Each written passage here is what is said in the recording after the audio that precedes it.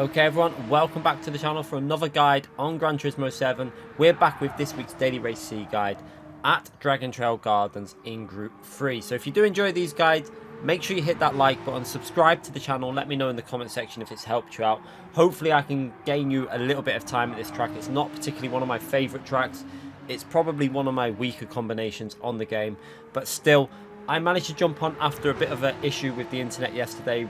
BT had an issue and we couldn't get online to do no time trial or nothing. So I had a little 10 minutes, managed to put in about 5 laps and got ourselves down to a 29.1, which hopefully will be good enough to help you out and help you improve. There is a lot of room to improve, which we'll point out in the video. But yeah, we'll get into the guide, give you as much assistance in some of these corners, braking zones, and some of the advantages you can take on this track from going over the curbs. There is huge advantages to gain on this combination by knowing what corners to go over the curbs and what to stay away from. So let's get into this guide and help you out as much as we can. So starting the last corner, from the last corner obviously, try and get as wide a line as possible to get on that throttle nice and early and carry as much speed over the start finishing line. Now for turn 1, we're going to keep the car to the right hand side obviously for as much as possible, and we're not going to be aggressive on the brakes here. So we're going to brake in between this Dragon Trail board and the next one. You're going to see we're going to brake a little bit past the first one and in between the second one. So you can see there, braking input just starting to go in here just past that first board. And we're not going to put massive amount of braking input. We're just trying to get a bit of rotation onto the front, so you can see gentle braking on there. And then getting it into the apex is important, because then you can get on the throttle nice and early and carry the momentum all the way out the exit onto this exit curb here. You see just skimming the curb, and now we're looking for the 100 board for this left hand corner. You're going to brake pretty much on that 100 board, dead on it as we approach it there. You can see onto the brakes.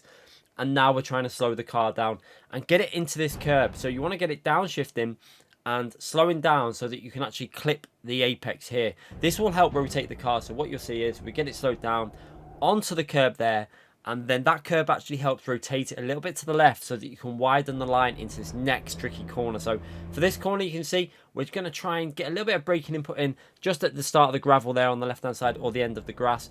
And you can see just go over these curbs. You want to get your right hand tyre to the right hand side of the sausage curb, and the left hand tyre a little bit further towards the white line.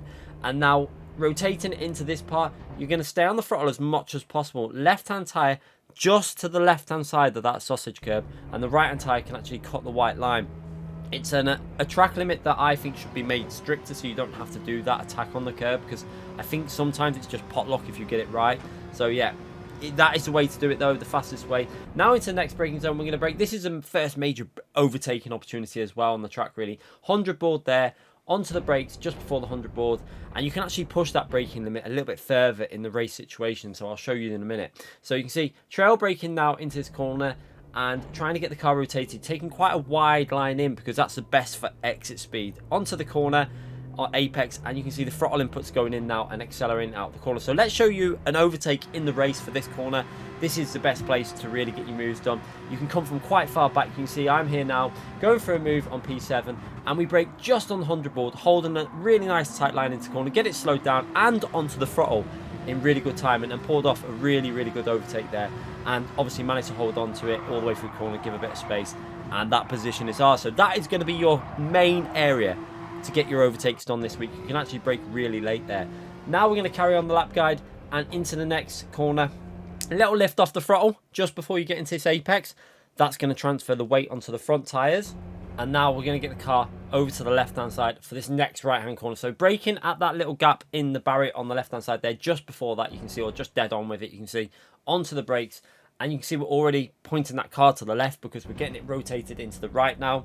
Down to third gear. Now you want to get your right hand tyre onto this curb, because that will really rotate your car through this corner and get you gripping up and pointing towards the right hand side. So now you're on the throttle and you're going to use this line across the track where the gravel and the barrier changes colour on the right hand side. That's kind of your braking reference. I brake a little bit short of that obviously, but it's a good reference to use to give you an idea of where you're going to put a bit of braking input in and rotate the car back into this left hand corner. Again, left hand tyre onto the curb as early as you can on the throttle on that corner, and be brave in time trial.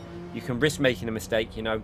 If you make a mistake, it happens, but you can gain a lot of time by getting on the throttle nice and early there. Now, braking on this downhill section, there's a bit of change in colour on the grass on the left where the grass has faded. Use that as a reference and try and get the car rotating into this corner. Now, you can see I make a big mistake there.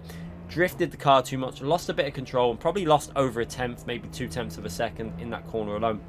But we did get back on the throttle and carried the speed all the way out the exit here, which is really important. You need to get that throttle down for the exit. Exit speed there is vital.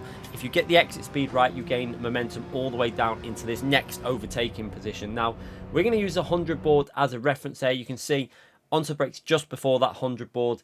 And you can actually, again, in the race situation, depending on the lines and stuff like that, you can brake a little bit later. So into this apex, rotate the car now as much as possible. You want to try and really rotate the car so you can see first gear being used. Let the car rotate as much as possible, then upshift to second gear for traction and try and get that left-hand tyre to skim the curb on the left and stay on the throttle all the way on the exit and up to the finishing line. Now, we're going to show you an overtake on this corner just to give you an idea of the type of moves that you can get done. Now, I tried to do a fake because you really want to get up the inside. You didn't fall for that, so we're going to have to try and brake a little bit later. You can see braking much later than I did on the actual time trial. Now, you can see the car almost drifting because I used first gear to slow it down a bit and rotate it in the corner, and that made that move just a little bit easier. So yeah, they're your two main overtaking opportunities on this track. Hopefully that'll help you out. Let me know in the comment section if it does help you out, obviously.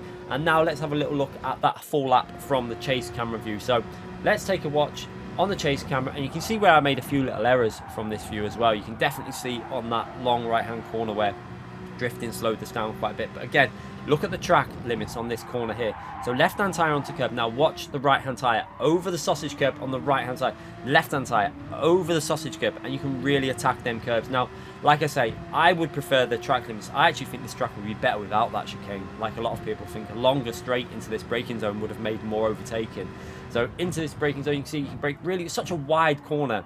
You have such an open opportunity for overtaking there. You can go deep, you can brake late and go deep. You've got so many variations of angles you can take into that corner. So take advantage of that in the race, because that's where you're going to get your overtakes done on this combination. Now again, through here you can see using as much of the track limit as possible to rotate the car in, and again on the exit curve there, be brave on there because you can gain a lot of time. But this is where I made a little mistake, drifted the car, definitely lost a tenth or so there, but just about got it back online and back up into third gear and carried reasonable exit speed, so not too bad there. Now we're coming up to that final overtaking position, which is your second major overtaking chance. Using the 100 board, you can actually brake a little bit later in the race, you see, if you're trying to take a wide line like we did in that overtake what I showed you before. But yeah, overall, hopefully this guide will help you out. Not my favourite combination. I know a lot of people are not massive fans of it, but you know, hopefully this guide can get you a little bit of enjoyment out of the track. I've actually enjoyed racing it for some of the battles, but as a track, I think it's not the best, but we'll see. But anyway, thank you very much for watching the video. I'll see you all soon. Take care. Bye, everyone.